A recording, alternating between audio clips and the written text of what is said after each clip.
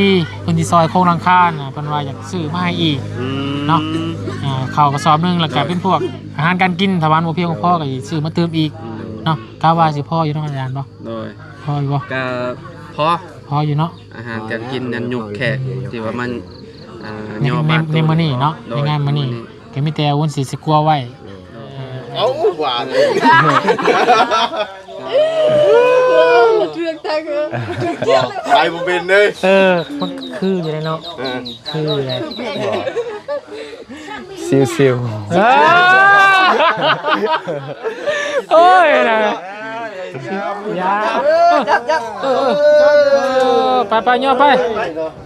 โอ้ยเมื่อยจะได้เหรอไปว้าน่ากินจังเลยเจ้าข่าวก็เนาะ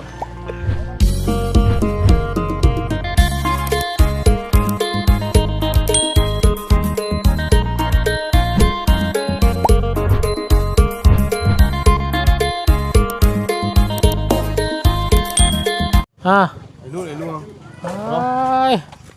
ไปน้องซ้อนไปเบิ่งคนไปมาเบิ่งกันดิจัก3 บาทกันยังดีเนาะโอ้บ่ทันจำพี่น้องเลยทางนี้บ่ตกเนาะทางคุณเด้แนมจุ่มเพิ่นทางน้ำท่วมทางพี่น้องเอ้ยไปกล้าเข้ามานางสอนไปน้ำอ่านนี่บ่ต้องยากFC บอกว่าบ่ต้องยิ้มเฮ็ดคึมไว้แล้วว่ะก็อายอุตส่าห์พี่น้องเอ้ยเนาะโธ่ฝนตกแห้งดูซิโพนโดน้ำเป็นท่วมเนาะพี่เหมือนว่ามีฝนเนาะย่อแล้วงามขนาดไปย่อน้ำคนจะน้อยนึงมาสอนคนย่อจนแล้วเฮ้ยนะอายชายย่อได้หมดไปยังไปผู้กล้าย่างเข้ามาเลยนี่ไม่ต้องอายไม่ต้องอายแล้วไม่ต้องอายกันเลยนะสบายดีทักทายสบายดีเด้อพี่น้องเด้อเนาะพี่ทางเฮือนประตู7 ปีเนาะมาเบิ่งรายละเอียดเพิ่มเติม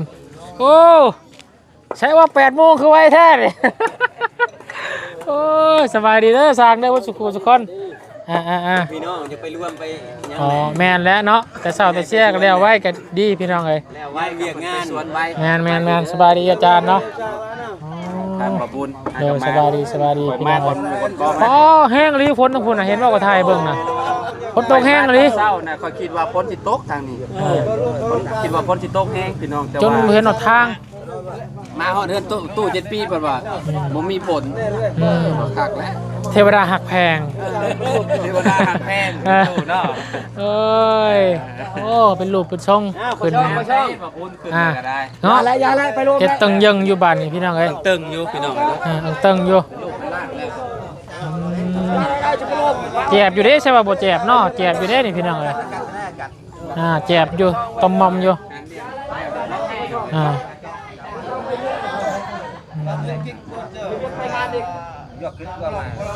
มาแล้วก็ต้องเทพื้นอีกพี่น้องเนาะเทพื้นเทยังจะไปรวมอีกบ่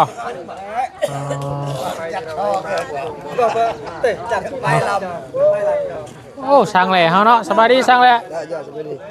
เรียบร้อยเนาะนี่ยังบ่จับโซ่3 หน่วยเลย2 หน่วยจับสวรรค์คู่1 หน่วย 1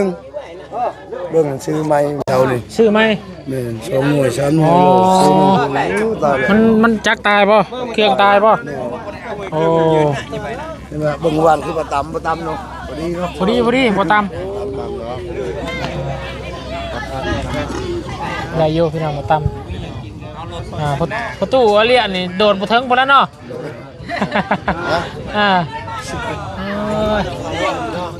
มาบ้านเนาะตกแห้งคนตกแห้งประตูเอ้ยนี่บ่มีเลยแห้งเลยต้นน้ำแนวทางนี่ท่วมหมดเลยเทวดาเบิ่งแห้งเทวดาหักแพงหักแห้งเทวดาเบิ่งเนาะดีใจนะไม่ร้ายสบายดีเด้อทางประตูเนาะเบิ่งรูปทรงน้ำกันพี่น้องเนาะเบิ่งรายละเอียด นำกันเนาะมาบ่ทงบ่ทันซ้ำพี่น้องเนาะขอโทษขออภัยเพราะว่าทางนั้น เสาหนีบพี่น้องเนาะเปียอึ๊บ เนี่ยว่าเอาแบบบ่ได้มีหยังถูกบ่ได้ว่าอาจารย์เห็นบ่ต้นเก็บหยังบ่ได้มีแบบว่าถูกแล้วบ่ได้เกี่ยมหยังเลยแบบจับจูดเลยเด้ ต้นเอกบ่มีซ้ำติ เอาแบบบ้านๆลี่เลย คุณเจ็ดเนาะ ตู้เพิ่นตู้ธรรมชาติเนาะ ย่อเอาก่อน สวรรค์ก็ตาย2ตัวสวรรค์ บ่ซื้อมาอีก เอ้าพัง2ตัวไปซื้อมาใหม่อีกซื้อมาแทนกับเจ้าตัวหนึ่ง ยังล่ะเฮ็ดจังชาวบ้านจนตาย เฮ้ยพ่น เอาเพชรสวรรค์พังเบิดเทือนตู้นี่ตู้บ่ได้ครอบเจ้าถิ่นเจ้าทานจักว่า เฮ้ยเด้อ ว้าวเพราะตู้ฮะแมนเบิดฮะตู้ที่ว่ามันตายน่ะมันพังน่ะ 73เนาะเขาขับพุ่นเสียดาพุ่น ขอบคุณที่มาได้ชอย ได้หักแพงมีเนาะพุ่นบ่ตุกเนาะ ตื่นเช้ามากว่าโอ้ยเครื่องประตู7ปีเนี่ยย่างบ่ได้ยกแล้วลงกับทีมงาน คิดว่าเนาะ มาทั้งพี่แบบบ่มีฝนเลยพี่น้องเอ้ย แล้วมันมืดอยู่พุ่น เฮ็ดโยเบาบนสารวันส่งเข้ากลุ่มพี่น้องคนตรงเฮงอะไร สวัสดี ทางนี้พัดเงียบกิ๊บทางนี้ บ่ได้ย่อดอกมื้อนี้ โดย ตกไปซี่ย่อบ่ได้แล้วว่ะเนาะมานี่เพราะว่าแจ้งจังปางเนาะฝนตกผู้โทผ้าเพิ่นว่า พันตกอยู่พุ่นมาแห้งอันนี้บ่มีเลยแล้วก็ไล่บ่พี่ล่ะพี่น้องเนาะ เจ้าเด้อสนิท แม่น บุญกองประตูกะลีพี่น้องเอ้ย เวลาฮักแพงคือเพิ่นว่า ถ้าคนมาโตมื้อนี้ อ่า ถ้าคนมาย่อเฮือนมื้อนี้นับอยู่บ่ โอ้เขาบ่ได้นับกว่าชิดเขาดี กว่า กลัวละ10คน ต้องเล่าให้หน่อยเนาะ โอ้คนแน่เบิ่งจะเข้า30บ่ได้ ระดับ30ตู้ประมาณนั้นหลายคะแนนมา15คนก็ยังแบบโอ้ยังบ่อยากคืนเดือนเจ้าแล้ว เราเลยนะ30 ช่างเล่าว่าอยู่เมื่อวานนี่ระดับ30เป็นรวมเรา บัดเห็นได้สาทางอาจารย์ เงินเราอันน่ะเด้อ5คูณ7 เจ้า 5คูณ7เลยเนาะ คุณเจ็ด มา5คูณ7เด้อเฮือนเจ้าเด้อตู้เด้ออย่าลืมเด้อเพื่อว่าอัน เฮือนเจ้านี่หาคุณเท่าไหร่ โอเคคืออยู่ อยู่ เงียบอยู่ไหน เงียบ โอเคอยู่พี่น้องเนาะ เลยคือว่าโอเคอยู่เงียบอยู่ ยกขึ้นบลังใหญ่เนาะบ่าวบุญเนาะ ใหญ่ เนาะมันบ่ได้น้อยเด้บ่าวจันเพราะว่า5คูณ7เนาะ แม่น ใหญ่ๆพี่น้องเอ้ย 7บ่ แม่น7แปลว่ารวมยาวนี่7นี่ประมาณทางนั้นน่ะบ้านประตูมันได้วิวอันนี้ได้พี่น้องเนาะ นี่7 แม่น 5คูณ7เนาะ โอ้ยโอ้ลำบางใหญ่นี่จำสินอนตู้เอ้ย จะสินอน เจ้านอนหลายคนก็ได้ทั้งหมดเพื่อนเจ้าเท่าใด6คน พอดี บายเลย ห้องละ3บัดนี้ได้จากทางอาจารย์เรื่องทางแขกคนเพิ่นมายุกย้อนเขาวนำสัมปาอาหารการกิน โดยกำลังปลูกเพื่อนน้องหลานน้อยพุ่นแหละ อ๋อ อาหารแล้วเราบอกล่ะใกล้แล้วเนาะ อ๋อเฮ็ดกินอยู่น้องน้อยบ่ แม่นเฮ็ดอยู่นี่เลยเพราะ ใส่ ว่า สาของเฮ็ดอยู่เฮ็ดกินบ่บาด อยู่ก็กำลังสิเซ็ตกำลังสิแล้วกำลังแม่ไปเบิ่ง เด้อเอาดีใจในเวลาได้ประตูเด้อ โดยดีใจแล้ว ผู้ดีกะมื้อนี้กะเห็นทางอาจารย์ล่ามอบข้าวกระสอบหนึงเมื่อวานนี่เนาะเห็นทางผู้ดีทางแม่เจดีเพิ่นสิซอยโครงหลังคาน่ะเพิ่นว่าอยากซื้อมาให้อีกเนาะข้าวกระสอบหนึงแล้วก็เป็นพวกอาหารการกินถ้าวันบ่เพียงพอก็สิซื้อมาเติมอีกเนาะกะว่าสิพออยู่เนาะอาจารย์บ่ โดย พออยู่บ่ ก็พอ อยู่เนาะ อาหารการกินนั้นยุกแขกที่ว่ามันย่อ ใน บาด มื้อนี้เนาะในงานมื้อนี้ก็มีแต่วุ้นสิสกัวไว้ไว้ให้สร้างให้ยังมันกินเวลาเฮ็ดเวียนงานนั่นแหละซะเนาะโดย ยังไปอยู่แต่ชาวที่เพิ่นแล้วจังว่าฮอดไซแล้วก็ยกกินมื้อนี้แล้วโอ้ยมื้อเฮายังทางเฮ็ดเวียกปานสิดี ได้เอามีแต่ หมดบ้านนี่เฮาไปหมดเฮาไปเฮ็ดเวียกปานสิดี ได้ ไปหน่อยเดียวอะไรนี่แต่อยู่ช้างแล้วอยู่เฮือนนี้ ได้เอาใช่มีแต่พอละเดี๋ยวคลิปหน้าพี่น้องก็ได้หลังจากย่อขอย่อน้ำทาง แขกคนเพิ่นสิมายกย่อยซอยเซาเจ้านี่เด้อมาช่วยๆจักหน่อยแล้ววนสิซื้อเป็นพวกข้าวสารมาสิบ่อยไปให้เด้อไว้หนึ่งเขากินเองเจ้าแหละเนาะแล้วไว้ยกสร้างอิหยังก็แล้วแต่เนาะกับประเด็กเป็นนัวอิหยังต่างๆหั่นแหละเนาะซื้อมาเสริมให้เด้อโอ้ยดีใจในเวลาเนาะโอ้ยเดี๋ยวเวลาหักแพงเลยอาจารย์เลยเนาะเลย แม่ว่าคือบาบุญว่าแล้วน้องพี่น้องอยู่เซโปนเราว่าตก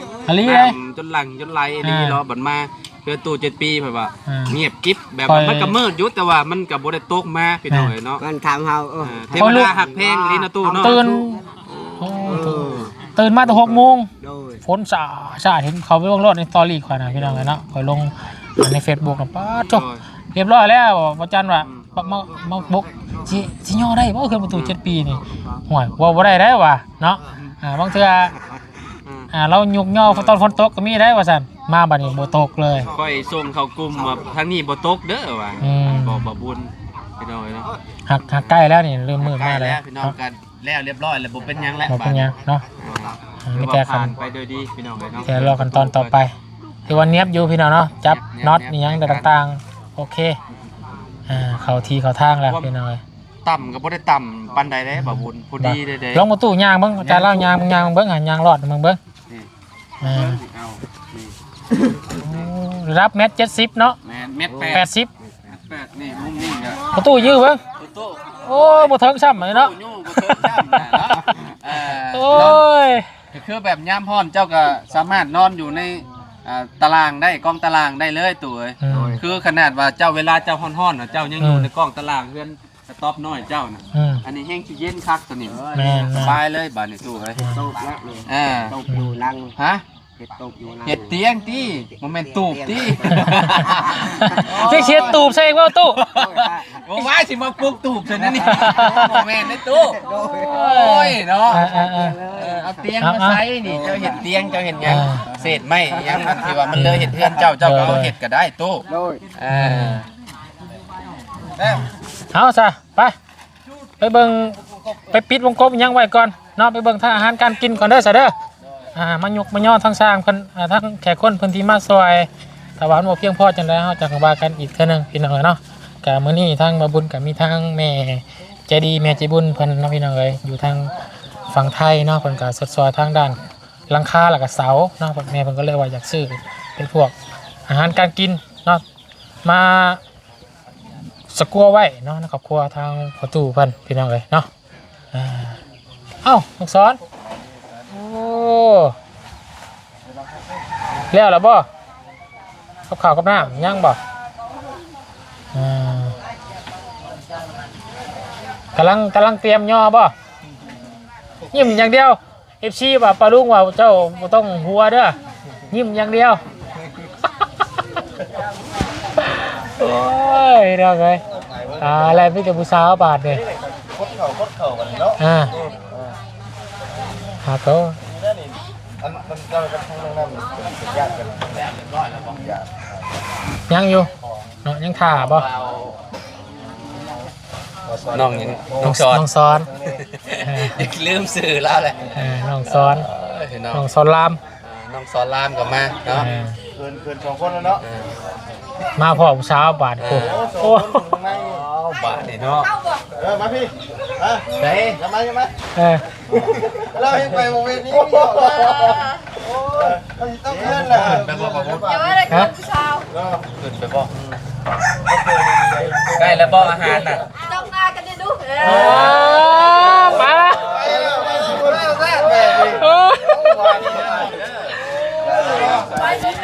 แรกได้เห็นเนาะเห็นผู้สาวเลยเคินบ่น้องไปได้ไรได้เห็นน้องหลานน้อยน้องน้ำน้องเพชรน้องนั้นนอนแห้งหยอกคักบาดเราว่าคนกันเองไงได้โดยเป็นผู้บ่าวคนอ้ายผู้สาวเนาะมึงนี่เป็นผู้สาวเซลบ่เคยไปเล่นผู้สาวบ่เคยไปเล่นผู้สาวแล้วว่าบ่เคยไปเล่นผู้สาวแล้วอ่ะเป็นย่อเสาบ่ได้น้องก็บ่เคยไปเล่นผู้สาวได้พี่น้องเอ้ยเนาะซองยังไงฟื้นเราคือลายใช่ป่ะเนาะเอามือว สองหาสาว สองขาวผู้สาวยังผู้สาวอยู่เทิง ผู้สาวอยู่เทิง มาส่องอยู่มาส่องกองฟืนผู้สาวบาดเลย ส่งบนพื้นเล่าบ่ เออ พื้นเล่าบัดลายซ้ำอยู่ในกล้องตารางนี่พี่น้องเอ้ย คนพื้นสวยแล้วอ๋อเอาเล่นตอนนี้ให้ผู้ชายตามลงดูนะ พี่ อย่าพกทำไปก่อนทำไปก่อน นิ่งๆไว้นิ่งๆไว้ โอ้ยจนว่าเราเป็นลมได้เจ้า เบิ่งเบิ่งเจ๊ยังนะ มันจะเต้นอยู่บ่ดิ อ๋อ ใจเราเต้นเพลงได้เหรอ ไปใกล้ๆผมด้วยใกล้ผมด้วย เออพอจนให้ จนในไปจนใน เออ เอาหวานเลย เรื่องทางเออ ไปบุเป็นเลย เออมันคืออยู่ในเนาะคือเลย คือพระเอกนางเอก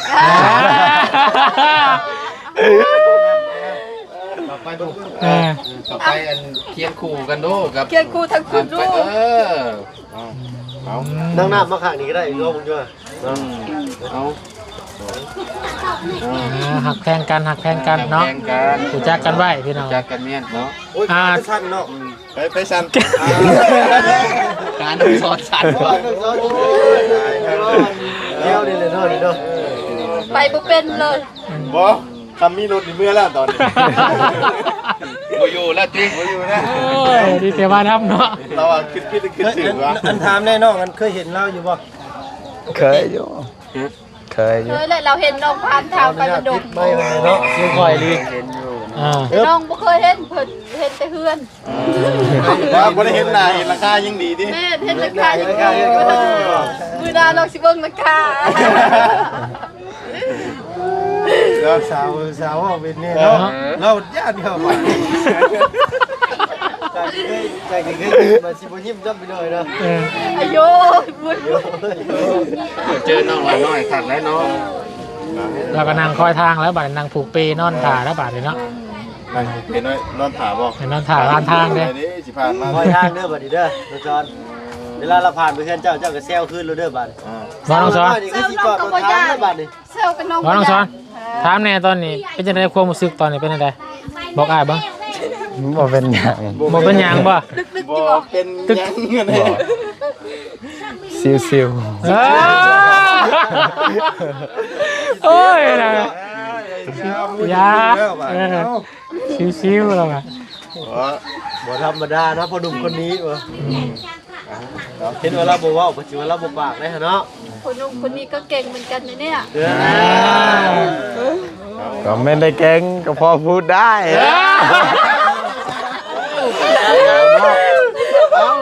โอ้ยยา ดูว่านี่แหละบาดเลยไม่ได้เก่งนะ ก็พอพูดได้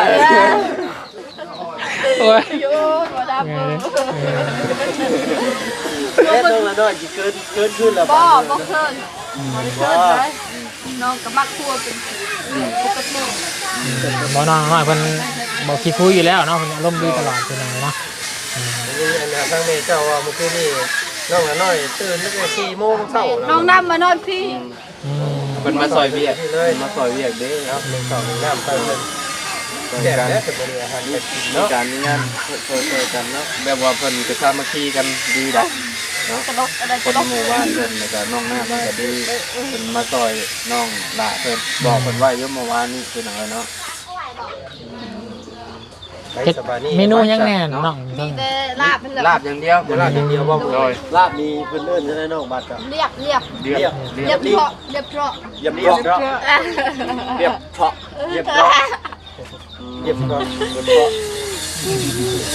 เรียบตะแกง เป็นไงงัว เป็นมวยเลยมวยเป็นมวยตะแกงเนาะ อันย่อมา โอ้ เรียบตะแกงบ่ได้แล้วเนาะ นี่จะถ่ายย่อเขาย่อน้ำมานี่เนาะ โดย เบิดแล้วใหญ่อันแก่คนมันนั่งอยู่บนไม้เนาะ ว่าทาง ร้านในเรือนนั่นแหละ อ๋อเพื่อน ที่เรือนน้องปะ ทั้งนอกเนาะมาเลี้ยงหน้าบ้านเลยเนาะกว้างขวางอยู่ได้มือน่ะเนาะเข้าไปจังมีกำลังกันเป็นมือนึงจำได้อยู่มือน่ะเนาะจำได้อยู่บ่คนเข้าไปมือเข้าไปมือน่ะเด้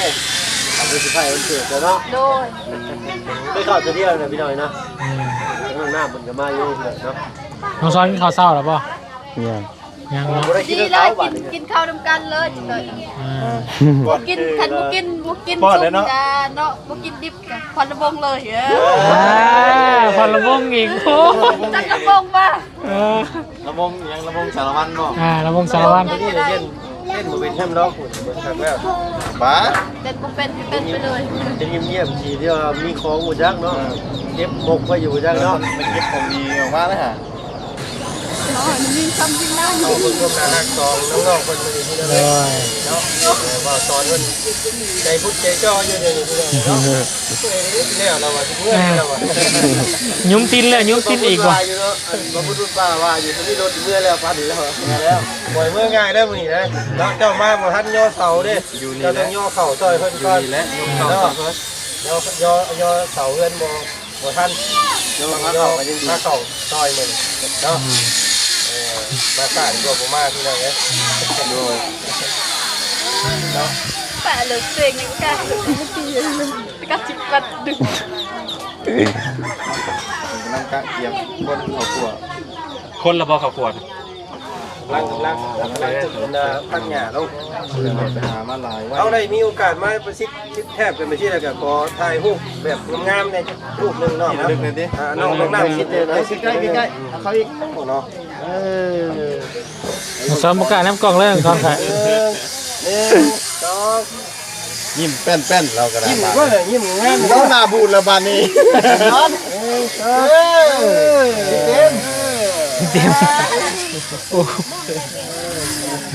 เฮ็ดเราคืนไปแล้ว ได้แล้วป่ะ เป็นไงเราสอนไปได้ ได้แล้วเนาะ ได้มาสอน เอาเนาะเขาเข้าได้เจ้านะเข้าได้เราต้องตื่นเต้นเบิ่งหัวใจก่อน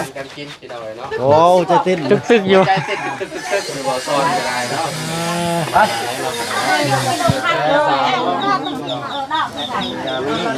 ไอ้เป็นยังไงครับต่อบ่ครับ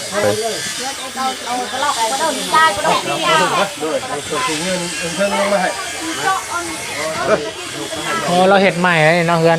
มองเฮือนไฟอะไรเนาะของครัวเนาะเราอยากใหม่เนาะตะกี้เขาแน่มั่งลงเนาะครัวคนมันพัก คนมาเลยดิ เอาลงไปเพื่อนคนบอกไหนทางพ่อคนบอก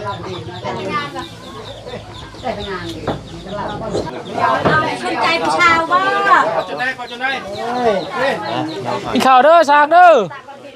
แค่คนญาติพี่น้องที่มารวมงานซอยยุกย่อสาวมาเด้อ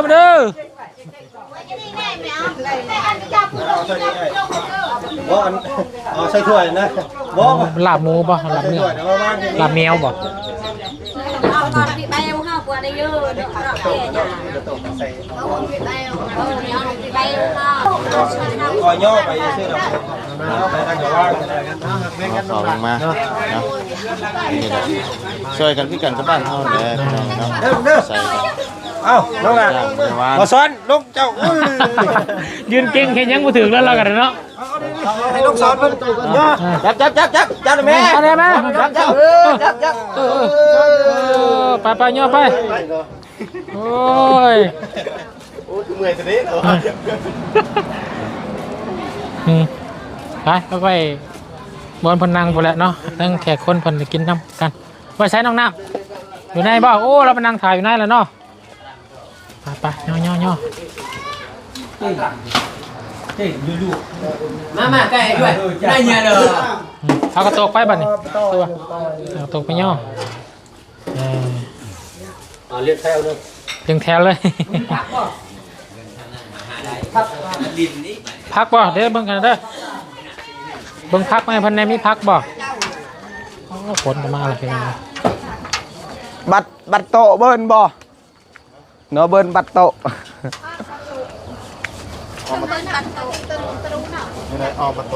พัก ชอบใครเลย ผักกินบ่มีผักกินลาบ กระโตกใส่น้องละ กันแม่ก็ บัตร กระโตกบัด โดย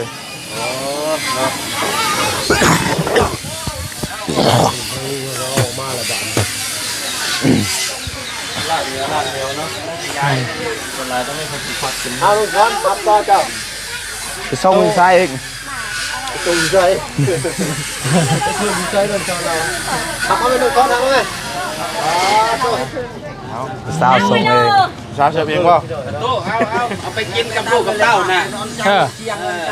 ลูกเมียเรา เจ้าของเพื่อนหน่อยเนาะ คนลาวแน่ เอาเมื่อชูกินเด้อ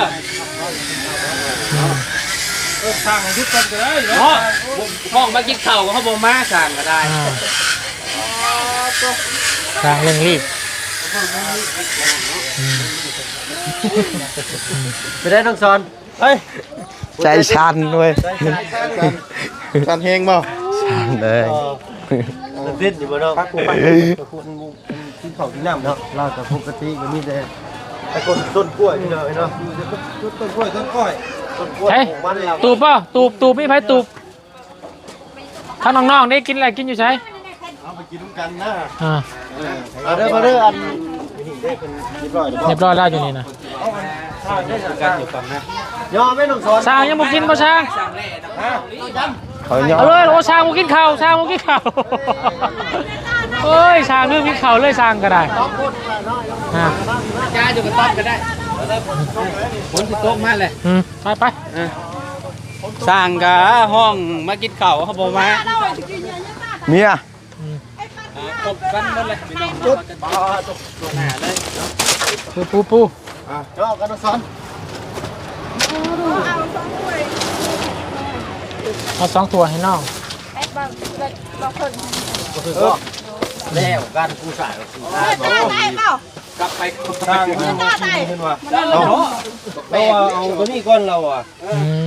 ต้องอย่าให้มันแล้วได้ แม่ยังไงมันเลิก จากบ้านปัญหาเล็กเชียงลูกเอาลูก เอาแบ่งไปพุ่นน้ำก็ได้ครับ แบ่งไปน้ แบ่งไปน้ำลายอยู่ อยู่ไหนเนี่ยลายันกันบ้านน่ะอยากให้เด็กน้อยกินให้กินเนี่ย เล็กน้อยมากินเล็กน้อยมากินป่ะ ำเอามาสัน หาครัวก่อนก็ได้ดิบบ่เนี่ย เป็นเด็กตัวไหนเนาะ บอก อันดิบนี่คนเองก็ได้จะเป็นยัง เอาไปครัวน้ำแหละเนาะ ตัวพ่อเขาปวด2,000เนาะหมูบ่นี่ฮะ ชิ้นงัว เอาน้องเอา ชินแปด ฮะเป็นได้ ได้โอเค คนนิ่งเนี่ยพี่น้องเลยว้าวเขาเนี่ยเนาะว้าวใส่เชือโชว์ผู้ชาวนึงเนาะเท่เลยเราเนี่ย ให้ขึ้นนั่งเนาะสอนมาขึ้นนั่งกินข้าวได้เรายังกินข้าวได้เราเฮ็ดนึงปรุงนึงครับเดียวเราเอาจังเราได้ มึงทำเดียวเลยไว้ร้องให้เบิ่งกันเลย น้ำลายสิบตื่นเต้น ฮะ สอน ต่างกันมากเราเล่นนะเศร้าอยู่ว่าซั่น ยังเศร้าเราโอเค น้องน้ำเสริมน้ บรรยากาศมื้อนี้ก็ต้นครึ้มฟ้าครึ้มฝนเนาะอยู่กับพาต้องสอนมาเปิดหูเปิดตาหาผู้แสบผู้สาว ำเสียผู้ชาย นั่งตีธรรมะเชิญน่ะนั่งดี วันนี้น้อยยังสิไปปลูกมันอยู่ป่ะ ไปปลูกอยู่ ปลูกอยู่ชายไกลป่ะ ส่วนบอลนี้ ข้างพามเมื่อนี่ป่ะ โดย แคมทางเลยป่ะ โดย ได้บ่ที่รถโค้งนี่ กินข้าวกินน้ำแล้วยังไปหาปลูกก็ได้เนาะ โดย กินข้าวกินน้ำ ไป ไป เอาเรือเองกันเนาะเอาอัน โดย เบิ่งผู้แสบผู้สาวหัวใจกระชุ่มช่วยร้อนจะไปปลูกมันกระชุ่มช่วยคักกี่เจ้าเจ้านี่เนาะ ออกมาอีกเต็มอยู่บัดนี้เนาะ วันแรกนี่เบอร์ให้น้องซ้อนเพิ่นนี่แหละหัวใจกระชุ่มช่วยเนาะ เอาไม่เขาเฮ็ด กลุ่มมาบัดนี้เนาะ ว้าวน่ากินจังเลย เจ้าข้าวบ่เนาะ มาฮับซอยแน่ ครับใช่ไหมต้องช้อนช้อนเอาบ่เขาจะว่าเมื่อกี้นี่เนาะจะว่ายังก็ว่ายัง น่ากินจังเลย น่ากินนี่คือยังลาบหรือยัง ลาบ น้องกินกันไปทางละกินข้าวกินน้ำไป น้องเพชรใส่น้องอาบเนี่ยมาพี่น้องกินข้าวกันเด้อพี่น้องเด้อเนาะ มาสามพี่น้องนี่เจ๊ขอโตกินข้าวกินน้ำกันเด้อ โอ้ยข้าวกินน้ำน้ำกันก่อนกินอะไร มาน้องน้ำมา เดี๋ยวพี่ ข้าวงามซ้ํเนาะข้าวเนาะ ซ้อมภายในค่ายอยู่ แต่ว่าเอาแบบอาจารย์ซื้อมามื้อวานนี่บอก แม่นข้าวเขาซื้อมาเมื่อวานนี่แหละ งามเนาะข้าวเนาะ ว่าข้าวใหม่ แม่นข้าวไหม้พี่น้องเนาะ ใจว่าก่อนสอนแล้วนี่พี่น้องเอาน้องเอาเบิดนี่เด้อเจ้าเด้อ เอาเบิดทันเลยน้องสอนกิน เอาใบเดียวไปเอา เดียวรถทำเดียวรถ ทำเดียวรถไปเห็นเห็น ไอ้สาวเห็น เห็นเห็นยับอีกเออสาวก็บ่อายจังซี่เด้ น้องลาโอ้น้องลาบ่ได้งานนี่น้องลา สอนแล้วบัดผู้ที่อายเลยเบิ่งคำเข้าแล้วก็ฮู้เลยนะ คันอายบ่ได้เมียได้ ขนาดเราอายแล้ว โอ้ นี่ ขนาดเอาเราขนาดเราอายเลยเราเห่าเราบางไงนี่น้องเอ้ย เรามา อ้าวพึ่งเหรอ มาเด้อกินข้าว น้องสอนโดย เอาไปเราเลย เอาเนาะขอโตแล้วบาดนี้ ถามได้เอฟซี นิมซี่ได้นิมซี่ได้ ที่แน่กินข้าวแน่ คันไปอยากกินลาบก็มาพี่ อันนี้ป้าลงเลยนะนี่ฝนตกหนึ่ง อาเนี่ยคำข่าวแล้วผม กับเขาทางเพลงอีกเฮือน โอ้ เราพ่อแล้วเราจะเห็นเวียดเก่งเรากินข้าวคำใหญ่เลยเนาะ เอามาคำปกติอ่ะคอยบอกแล้ว น้องอะไรเนาะ ไปบอกเราที่นี่ว่าเดียวพ่อเด้อว่าพ่อได้สอน พอแล้วบาทเลย พอเราใส่3คำบ่น่ะ ทำง่าย เอาน้องกินโดนน้องเพื่อว่าน้องมันพนักงานลายไปหน่อยเนาะเนาะเห็นน้องสอนกินค่อยก็อยากเดือนได้กินพี่น้องเลยเอากันแหละหิวคือกันแหละ นี่ พี่น้อง เป็น เนาะ เชฟกินนัวเขาเป็นไงล่ะ กิน ไปกินข้าวกันพี่น้องเลยเนาะ นั่งรถน้องละน้อยเพิ่นเพิ่นอยากกินลาบมาทางนี้เนาะมาเด้อพี่น้องเด้อกินข้าวเรากินข้าวพร้อมผ้ามื้อนี้มื้อสันวันดีมื้อยุกมื้อย่อพี่น้องเอ้ย โดย ย่อเฮือนสู้7ปีเนาะมีลาบอันอีหยังก็ตะเรียบ่แม่น ๆเนาะเนาะ ดอก ลาบ รับงัว งัวว่าจังไดก็ เนาะ เพราะ แพง ของข่าวเต็มปาก ว้าวให้พูดกับเขาชนะวันยันที่บาทเนาะ โอ้ยเนาะโอ้เฮ็ดเด้เนาะโอ้เฮ็ดเด้ตัว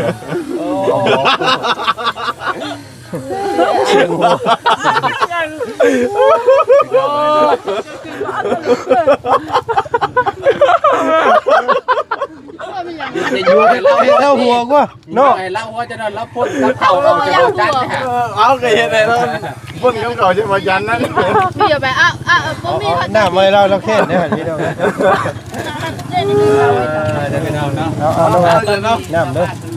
มาเด้อ ไปสาวน้องไปสุภทันบ่เจ้าสุภทันน้องซ้อนพี่น้องเลยจบคลิปก่อนไปเนาะสบายดีมาสุขุสุคนเด้อสบายดี ขอบใจละลายเนาะขอบใจละลายเด้อขอบใจละลายเด้อน้องน้ำขอบใจน้องน้ำเนาะสบายดีขอบใจทางหน่อยมาสุขุสุคนเนาะโอเคพี่น้องเนาะหากินข้าวกินน้ำซ้ำปลาประมาณนี้เฮาก็ได้นอนทางน้องซ้อนเพิ่นคำใหญ่ซ้ำเนาะเฮาก็ทาภาพบรรยากาศให้พี่น้องนะครับไปชมน้องยกย่อเฮือนประตู7ปีถือว่าเป็นวันที่โชคดีของประตูเพื่อนเนาะเขตเซโปนพี่น้องไอ้บุญเดินทางขึ้นมาเกือบฮอดบ้านดงระยะทาง1ครอบครัวเนาะ 20 กิโลฝนตกมาระยะทางตลอดแต่มาหาฮอดขอบเขตบ้านดงบ่มีฝนพี่น้องเนาะถือว่าเป็นโชคดีดวงดีหรือว่าบุญมีของประตู7ปีเพิ่นเนาะที่สร้างเป็นยอดแล้วเนาะถ้าสถานที่ขอลาก่อนพี่น้องเนาะกินหน้าวุ้นกับสิหาชัดซื่อเขาของเนาะแล้วก็ทางเขานำสามปลาทานอาหารแห้งเด้อเนาะสำหรับคลิปนี้ลาก่อนเนาะขอบคุณขอบมุกขอบใจเนาะทางแม่ใจดีแม่ใจบุญอยู่ทางฝั่งไทยเด้อเนาะที่สวยๆทางประตู7ปีมาแรงพี่น้องเนาะสำหรับคลิปนี้ขอลาก่อนสบายดีและสวัสดีกันทุกสุขสุขคนเด้อ